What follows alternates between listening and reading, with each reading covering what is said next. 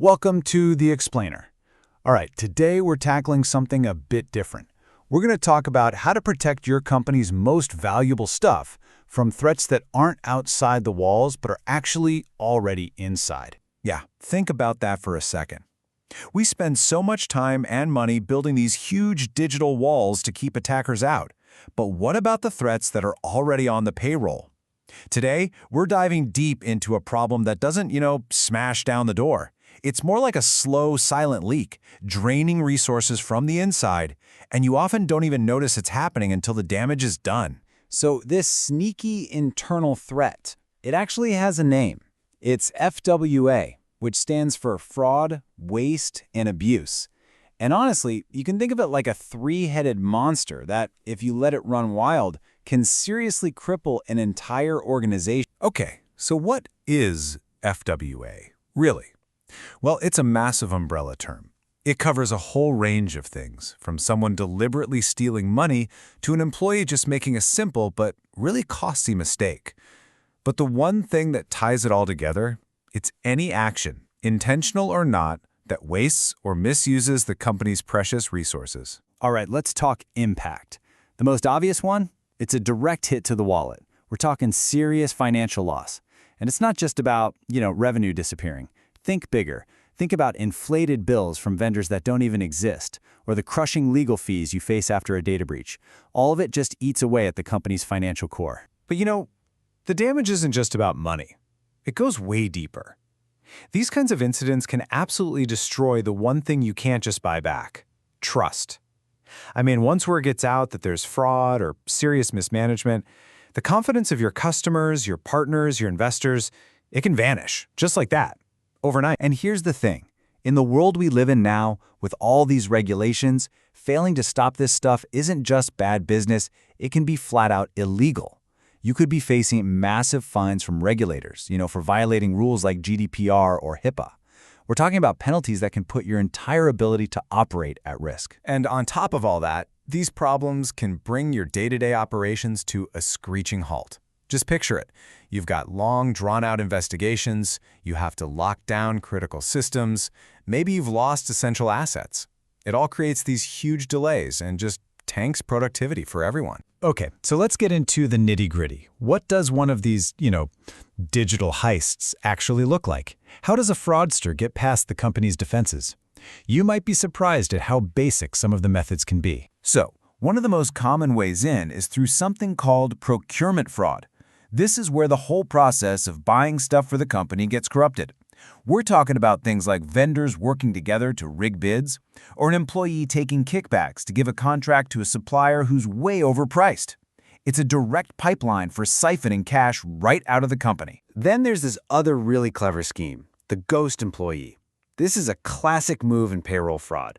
Someone literally just adds a fake person to the system, and every single payday, a check gets cut for this ghost. But of course, the money gets routed straight into the fraudster's own bank account.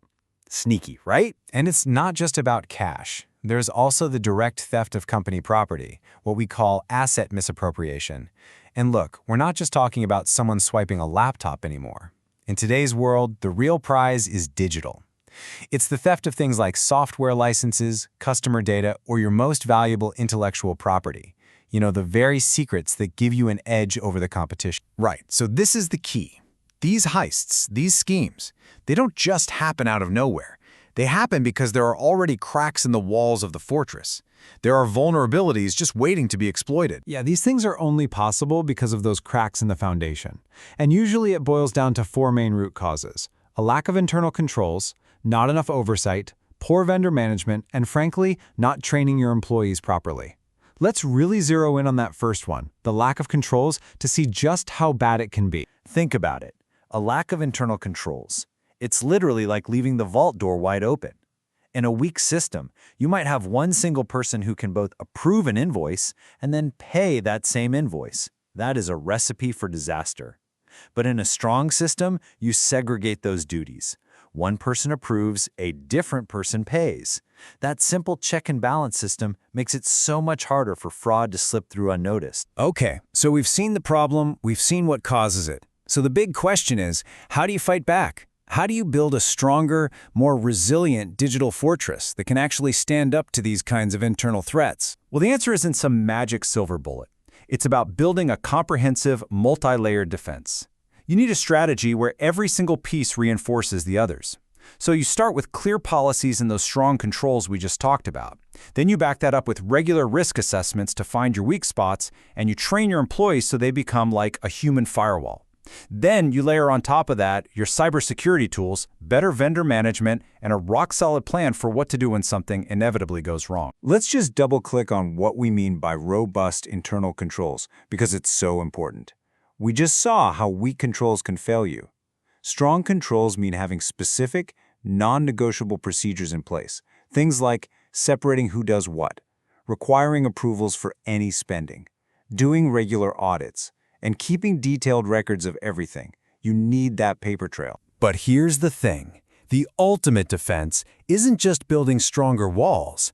It's about having a sentinel, a guard on the wall, who can actually see threats forming on the horizon way before they even get close to the fortress. And this is where the power of data analytics, and specifically something called predictive modeling, really comes into play. So instead of just reacting to fraud after the fact, this approach uses all your past data and machine learning to find patterns and predict where fraud is most likely to pop up next. It lets you get ahead of the problem. And this proactive defense isn't just one thing. It's powered by a whole toolkit of data analytics. You've got proactive monitoring to watch for red flags in real time. You've got anomaly analysis to automatically spot transactions that just look weird. You have the predictive modeling we just mentioned. And you have visual analytics, dashboards that make all this complex data super easy for anyone to look at and understand. And all of this brings us to what might be the single most important takeaway. As the quote says, defending your organization isn't a one-and-done project. It's not something you can just check off a list. It demands constant vigilance and a commitment to always be improving. It really has to be baked into the company's culture, from the very top all the way down. So, as we wrap this up, I want to leave you with one final thought. Securing your organization isn't just about locking the front door to keep strangers out. It's about looking inward. It's about having the courage to ask the tough question. You've locked all the doors, sure, but have you checked who's already inside holding the keys?